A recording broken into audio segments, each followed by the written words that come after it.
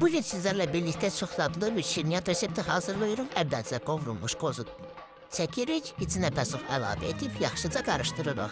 Yaxşıca karıştırdıktan sonra bir dişi kaşık hil ilave edip yoğurduğumuz hamur hisselere ayırırıq. Kündəliyib dincəlməyə qoyuruq. Biraz dincəldikdən sonra hamurumuzu yaxşıca açırıq. Bu hissə biraz yoğucudur. Burada qollarım çox ağrıdır. Amma əziyyət çəkməyə dəyər. Reseptini heç kimə demirəm. Özünüz axtarın tapan. Əziyyət çəkin pişirin yiyin. Yaxşıca açdıqdan sonra hamur hissələrə ayırırıq. Ayırdığımız hissələrə hazırladığımız istikdən əlavə edirik. Tam mərkəzi yerləşdirmək lazımdır. İstikdən yerləşdirdikdən sonra hamurumuzu bax beləcə indi hər yerə belə deyilik.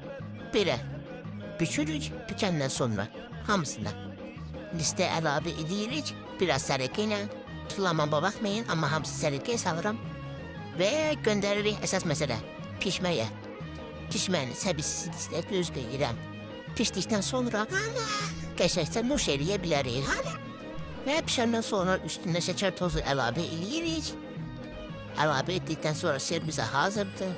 Dadını yoxlayaq. Çox dadlıdır. Siz də pişirin yiyin.